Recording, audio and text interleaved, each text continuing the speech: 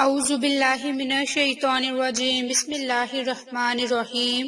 عائشہ Islamic history کی پیاری بہنوں اور بھائیوں، السلام علیکم ورحمۃ اللہ وبرکاتہ۔ آج کی اس ویڈیو میں آپ کے ساتھ 9 اور 10 ذی الحجہ کا خاص عمل اور وظیفہ شیئر کرنے جا رہی ہوں۔ یہ وظیفہ خاص طور پر 9 اور 10 ذی الحجہ کے دن کا ہے، جن کے حج کے دن کا خاص عمل ہے۔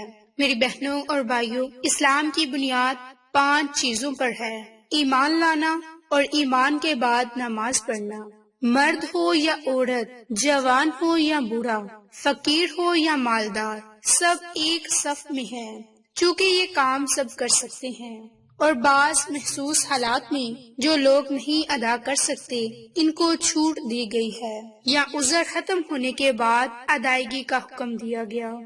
زکوٰۃ اور حج سب پر فرض نہیں کیا گیا کیونکہ اس کا تعلق مال سے ہے اور سب مال والے نہیں۔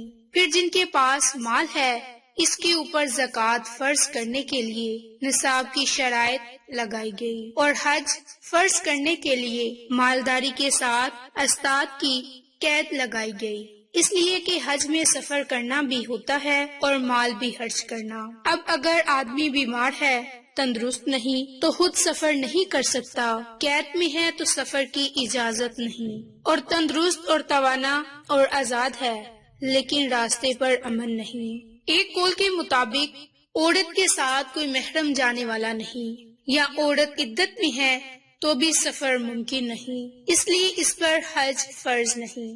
اللہ رب العزت اپنے فضل سے بندوں پر اسی قدر فرض کرتا ہے جس کی ادائیگی پر وہ قدرت رکھتا ہو۔ اب قدرت اور طاقت، صحت، مال و دولت اور ہر قسم کی مطلوبہ استطاعت ہو تو اللہ اپنے گھر کی طرف بلاتا ہے۔ سب کچھ اللہ ہی کا دیا ہوا ہے، ایسے میں وہ یوں ہی بلا لے، کچھ نہ دے اور کوئی وعدہ نہ کرے، تب بھی سر کے بل جانا پڑتا ہے، دوڑنا چاہیے۔ لیکن یہ اللہ رب العزت کا کتنا بڑا فضل اور کرم ہے کہ سب کچھ دے کر کہتا ہے کہ آؤ میرے گھر، احرام باندھو، طواف کرو، سعی کرو، حجرہ اسود کا استلام کرو، رکن یمنی کو چھو، زمزم پیو، صفا مروہ کی سعی کرو، عرفہ مزدلفہ میں وقوف کرو، منی میں رات گزارو، شیطان کو کنکری مارو، قربانی کرو، ہم اس کے بدلے تمہیں جنت دیں گے، وہ جنت جس کے لیے تم پوری زندگی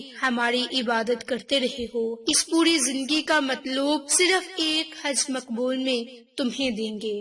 تم نے اس سفر میں کوئی غلط کام نہیں کیا، جھگڑا نہیں کیا، تو ایسے پاک صاف ہو کر گھر لوٹو گے جیسے آج ہی تم ماں کے پیٹ سے معصوم پیدا ہوئے۔ اس کے علاوہ اور بھی انعامات تمہیں ملیں گے، تمہارے اندر دنیا سے بے توجہی پیدا ہو جائے گی، آخرت کی فکر اور رغبت تمہاری زندگی کا حصہ بن جائے گی۔ تم نے جو مال خرچ کر دیا وہ تمہارے لیے فقر اور فاقہ کا باعث نہیں بنے گا، بلکہ اللہ تعالیٰ اپنے فضل اور کرم سے تمہیں اور عطا کرے گا، تمہیں غنی بنا دے گا، اتنا دے گا کہ بے نیاز ہو جاؤ گے۔ اللہ تعالیٰ کے اس اعلان فضل اور نعمت کے بعد بھی دوسرے ارکان کی ادائیگی کی طرح حج میں جانے میں کوئی کوتاہی کرتا ہے تو یہ بہت ہی بڑی محرومی اور بدبختی کی بات ہے۔ یقیناً حج زندگی میں ایک بار فرض ہے، لیکن فرض ہونے کے بعد ساکت نہیں ہوتا، اور کیا معلوم اگلی زندگی کیسے ہو۔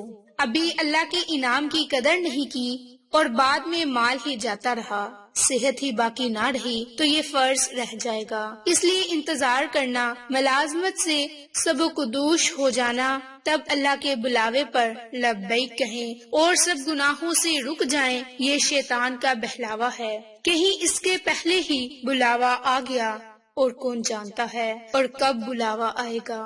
مرنے کی کوئی عمر نہیں ہوتی اور کوئی نہیں جانتا کہ کب اور کس وقت ملک الموت اپنا کام کر جائیں گے۔ اس لیے جو زندگی دی گئی، اس میں جو مال ہے، دولت ہے، صحت اور عافیت فراہم ہے، اس کی قدر کرنی چاہیے اور بلا تاخیر اللہ کے اس بلاوے پر دوڑ کر جانا چاہیے۔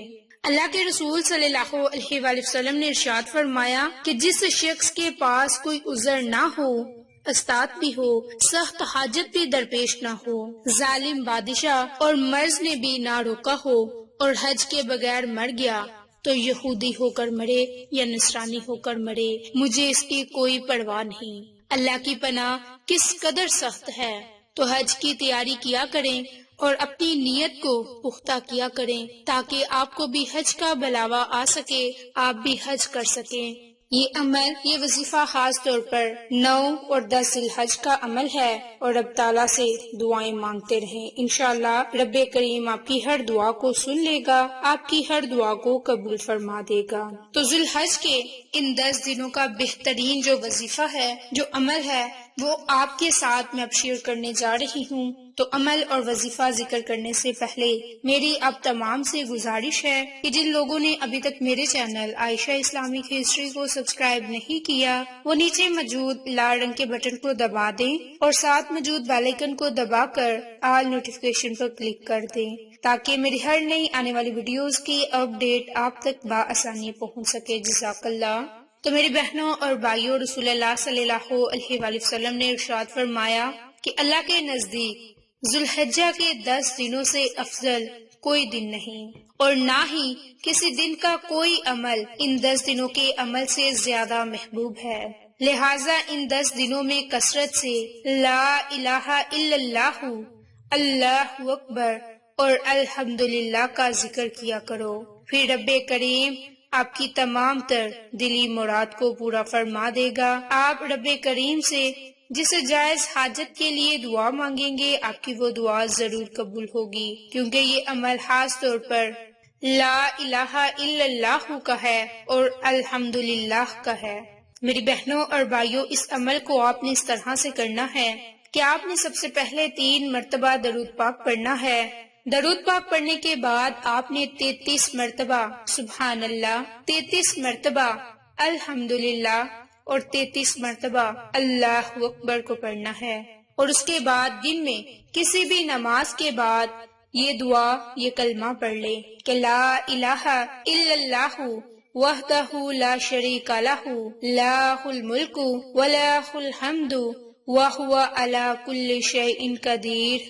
اسے بھی آپ نے صرف اور صرف 33 مرتبہ پڑھنا ہے، اور اس کے بعد آپ نے رب کریم سے خصوصی دعا مانگنی ہے۔ انشاءاللہ رب کریم آپ کی ہر دعا کو سنے گا، آپ کی ہر دعا کو قبول فرمائے گا، اور اس عمل کی برکت سے رب کریم آپ کو ہر وہ چیز عطا کر دے گا جس کی آپ کو ضرورت اور طلب ہے۔ ادھر آپ یہ عمل کریں گے اور ادھر رب کریم آپ کی نصیب کو کھول دے گا، رزق کا سیلاب آ جائے گا، دولت کا سیلاب آ جائے گا۔ رب کریم سے کسی بھی جائز حاجت کے لیے، جائز مقصد کے لیے آپ یہ عمل، یہ وظیفہ کریں، انشاءاللہ رب کریم آپ کی ہر دعا کو سنے گا اور قبول فرمائے گا۔ میری بہنوں اور بھائیوں، آپ یہ عمل، یہ وظیفہ ضرور کریں، انشاءاللہ رب کریم ہر دعا کو سنے گا اور قبول فرمائے گا۔ تو میری بہنوں اور بھائیوں، یہ مختصر عمل، یہ وظیفہ آپ اپنی زندگی کا معمول بنا لیں، انشاءاللہ رب کریم ہر دعا کو قبول فرما دے گا۔ آپ کو یہ ہماری ویڈیوز پسند آئیں تو اسے لائک، شیئر اور سبسکرائب کریں۔ جزاک اللہ۔